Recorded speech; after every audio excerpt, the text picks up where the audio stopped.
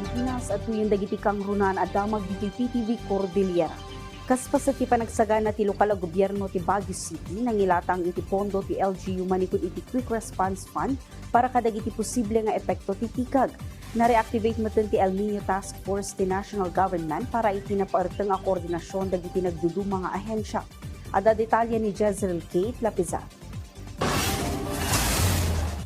Pagdandanagan ti Baguio LGU ti posibleng epekto ti enhance El Nino iti syudad nang runa iti manamnama a basbasit nga aldaw ti panagtutudo a mangitunda ti kinakurang ti supply ti danom. Sigun ken ni Mayor Magalong, agtultuloy ti panangsalak nibda kadagiti watershed ti syudad tapno may pasigurado nga saan a maapektaran ti supply ti danom no kumaro ti epekto ti tikag. Malaksid iti dayta at dadagiti manarimaan na konstruksyon ti rainwater catchment basin para iti kanayon apagalan ti supply ti danom. Problema namin ngayon itong forthcoming na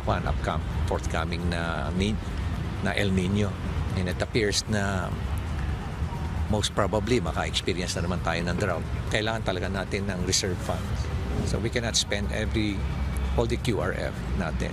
Kabayatan na nakasaganan ti Office of Civil Defense Cordillera kan ti Regional Disaster Risk Reduction and Management Council para ititikag.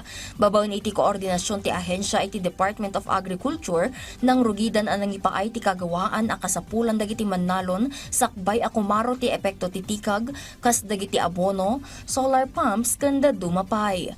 Na-reactivate mo ti El Nino Task Force kas pasat tinaing-ingat a panagsagana dagiti ahensya ti gobyerno para ititikag.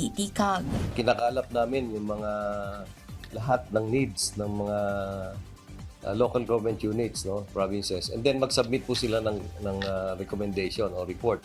Ano yung mga kailangan nilang gamit para po magawa namin ng paraan at ito po ay may provide sa mga provinces.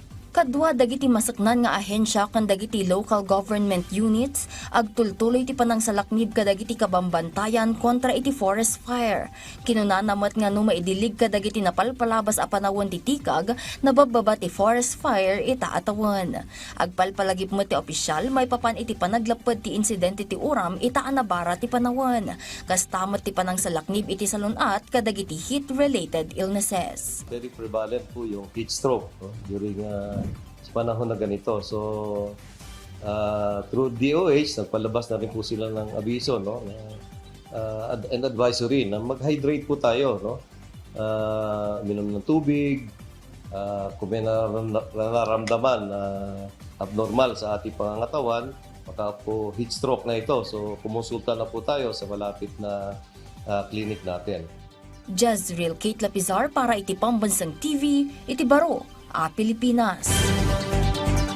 Iti sabali a damag naangay kita ripnong dagiti masaknan nga ahensya kadwa ti Office of Civil Defense Cordillera tapno mapagsaritaan ti panagsagana dagito iti graduation ceremony ti Philippine Military Academy inton bigat May 16. Imparang ti PMA ti action plan dagitoy para iti graduation tapno masalakniban dagiti nangangatong opisyal ti gobyerno ang magipasad iti aktibidad. Nakalatag matan dagiti security can contingency plan para iti programa. Kasamat ang napagsaritaan ti traffic plan para iti manamnama a panagturong ti pamilya kan kabagyan dagiti agturpus. Kas kadagiti imunan at PMA graduation, may recapit akademya para kadagiti turista. Kidkidawan ti OCD Cordillera ti panakikaykay sa dagiti umili kan dagiti agturong iti syudad tapno masigurado ti kinaanlayas kan kinatalgad kabayatan ti programa.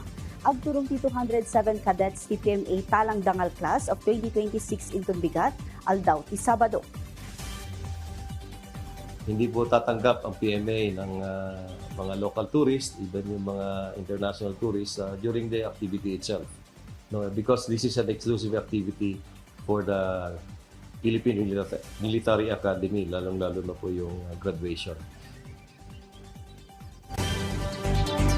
Dagiti kang runan adamdamag diti PTV Cordillera i-like, i-follow ka subscribe iti social media platforms ti PTV Cordillera iti Facebook, TikTok, kan YouTube. Para iti PTV balita ngayon sa probinsya, siya ni Audrey Villana, na imbag nga aldaw.